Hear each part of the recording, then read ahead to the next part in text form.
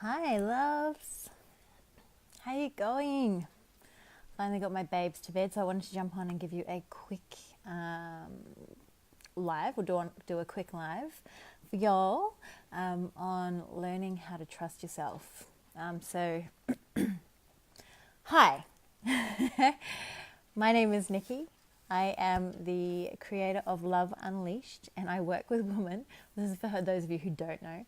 I work with women who are really wanting to attract in their soulmate partner, but they keep attracting the wrong men and they don't know why. So we go deep into clearing blocks, self-connection, creating that love inside of ourselves, inside of themselves, to then be able to get into state, changing vibration, to get into state to be able to attract in the love of their lives.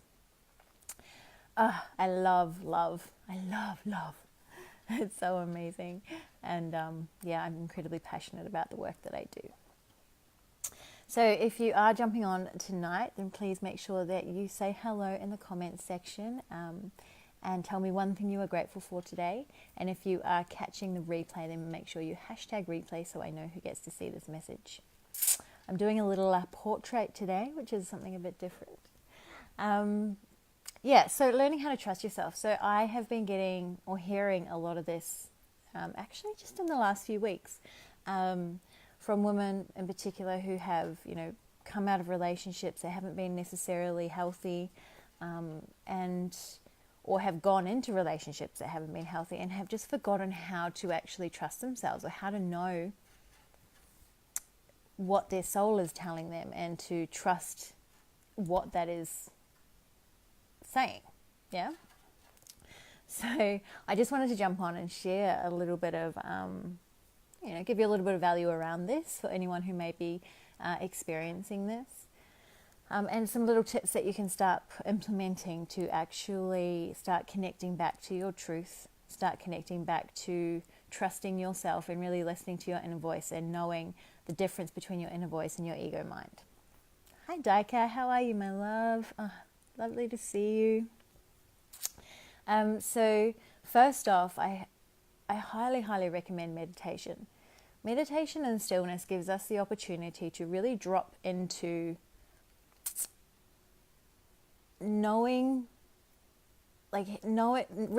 our thoughts and being able to absorb our thoughts and then actually connecting with our soul. So when we sit in stillness, when there's nothing around us and distracting us, we can purely connect to our inner being, our inner world. Meditation is incredibly powerful and it has so many benefits. It's absolutely amazing. What this also does is allows us to drop into this same state at any time throughout the day if we're being challenged on something, if something's coming up that we're not quite sure on, and you are getting these nudges and there's kind of two things going on. So you kind of get this nudge of initial reaction and then this overcoming whatever kind of comes in through your mind. Hi, Carol. So sitting in meditation actually allows us to kind of get clear on the two and recognizing how they're different. The second little idea is that when someone asks you a question, your initial reaction to it is your truth. And that's what you need to trust. That's when people talk about gut instinct, when people talk about intuition, when people talk about inner wisdom, that is what that is. It's that instant, that moment when someone asks you a question, that first thought that comes to mind is your intuition, your truth. And then what happens is this takes over and it starts creating stuff. So an example of this was the other day I was talking to a client and she was talking about not kind of being comfortable with where she was living, but she wasn't sure if she wanted to leave or not. And because she had all the kind of ties to this place that she was living in, and the whole idea of leaving was quite scary and she just wasn't sure. So I simply asked her the question. I said, okay, babe, do you want to live on the island? And she stopped and went,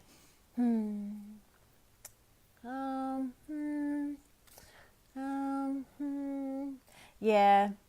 So in that moment, her mind is toing and froing and going back and forth around all these ideas and whatever it is that's going on in her head, trying to, create an answer, come up with an answer.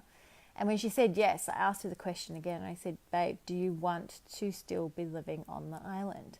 What's the first thing that came to your mind when I asked you that question? She went, yeah. And I said, what's the first thing that came to your mind when I asked you that question? She said no, and burst into tears. But that was her truth. And she noticed that, and she felt that come up, but she didn't trust it.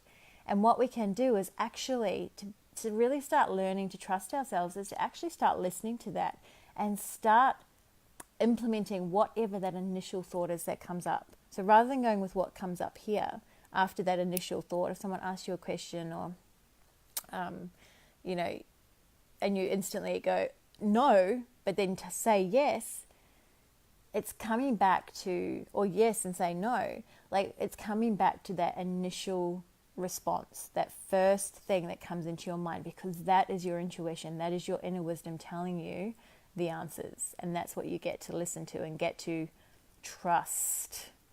So another thing that you can actually start doing also is when you have something come up that doesn't feel out of alignment, that doesn't feel aligned. So maybe someone wants you to go somewhere and get on the piss, for example, and you say, yeah, great, but it's not feeling good, then ask yourself, do I really want to go to this? Do I really want to do this thing? And if the answer is no, or the answer is yes, whatever the answer is that your soul is telling you, that initial response, trusting that and listening to that and saying yes or no, whatever the answer is, but trusting yourself and trusting that your intuition and your inner guidance knows what's best for you.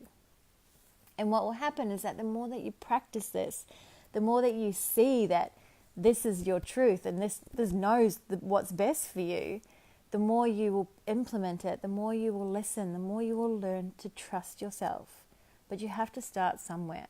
And this can be really challenging, especially in relationships, and especially because, if you're in a relationship and you know it's not right and it's not feeling good, and your body's screaming at you to get out of it, but your fear is telling you, oh no, you won't find anyone else, don't leave them, this is as good as it's going to get for you,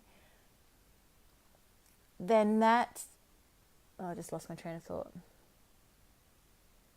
You're going against everything that your soul is trying to tell you. You're not trusting yourself. So with that kind of thing, you get to actually step fully into your body, your knowing, because you already know. Hi Ken, hi Rebecca, lovely to see you. You already know, and it's about connecting back to that and trusting that everything is happening for you in the perfect timing. Everything is happening exactly as it's meant to be. And trusting that intuition and trusting that inner voice and making those big shifts. And it's scary. It can be scary as hell. And I had this with the last guy before Gary. Like I was so caught up in that. My soul was screaming at me that this isn't right. But my head was like, oh, but maybe he'll change. Oh, but maybe it'll get better. Oh, no, don't leave him. And it wasn't, I had to trust my instinct. I had to trust my gut and just go, no, this is not right. And when I did, boom, like everything fell into place. So, learning to trust yourself again is really, really important.